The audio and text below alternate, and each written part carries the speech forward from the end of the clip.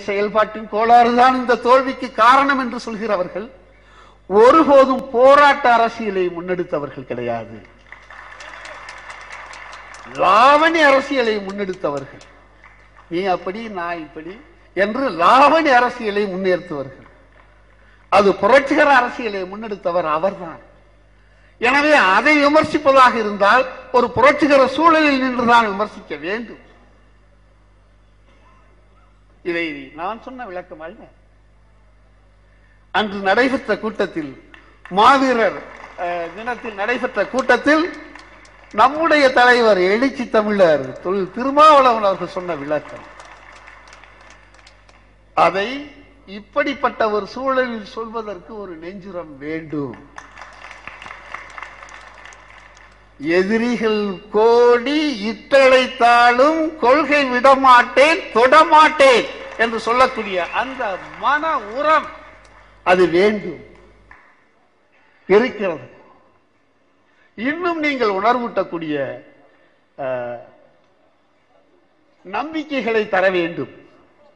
ஏனெனில் நான் சொன்னது போல நம்முடைய நம்பிக்கைகள் தகர்ந்து போயிருக்க.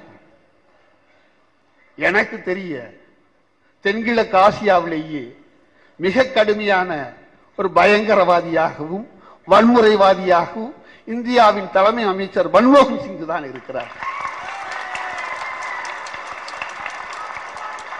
மன்மோகன் சிங் தான் இருக்கிறார். ஆனால் அந்த முகத்தில் கொடூரம் இல்லை, அவர் சொற்களில் வேகம் இல்லை. ஒரு பத்திரிகை எழுதியது, கலை இலக்கிய பத்திரிகை எழுதியது, மிக மென்மையாக அவர் பேசுகிறார் என்று, மிக மென்மையாக பேசுகிறார். கூர்மையான கத்தி ஒரு மலரை விட மென்மையாக இருக்கும், ஆனால் எந்த கணமும் நம்முடைய கழுத்தை அறுக்கும். எனக்கு கட்சி அரசியல் கிடையாது. நான் உட்கார்ந்து இருக்கும் பொழுது என் பக்கத்தில் ஒரு அருமை நண்பர் காங்கிரஸ்காரர் உட்கார்ந்து இருந்தார். காங்கிரஸ் திமுக நான் பார்க்கல. இங்கு தமிழினத்தின் விடுதலை, அவர்கள் என்ன தவறு செய்தார்கள்? தங்களுக்கு ஒரு நாடு தேவை என்பதை வேறு வழி இல்லாமல் கேட்டார்கள். எல்லா அஹிம்சை வழியிலும் போராடி பார்த்துவிட்டு கடைசியில் ஆயுதம் தூக்கினார்கள். உனக்கு இந்த வன்முறையில் நம்பிக்கையில்லை என்று சொன்னால், இதை வன்முறை என்று சொல்வதாக இருந்தால், போராளி குழுக்களை நீ ஏன் அழைத்தாய்? நீ ஏன் ஆயுதம் கொடுத்தாய்? நீ ஏன் பயிற்சி கொடுத்தாய்? நீ ஒரு உண்மையான காந்தியவாதி என்று சொன்னால், போராடி குழுக்கள் உன்னிடம் உதவி தேடி வந்திருந்தால் கூட நாங்கள் ஆயுதமெல்லாம் தருவதற்கு தயாராக இல்லை, உனக்கு சர்க்கா மட்டும்தான் தருவோம், ராட்டினம் மட்டும்தான் தருவோம், அதை வைத்து சுற்றி கொண்டு நீ போராடு என்று சொல்லி இருக்க வேண்டும். நீ சுடக்கூடாது, சுடுவதற்கு பயிற்சி வரக்கூடாது, வேண்டுமென்றால் சத்தியமேவ ஜெயதே என்று சொல்லு, அல்லது ரகுபதி ராகவ ராஜாராம் என்று பாடு, உனக்கு விடுதலை கிட்டி இருக்கும் என்று சொல்லி இருக்க வேண்டும்.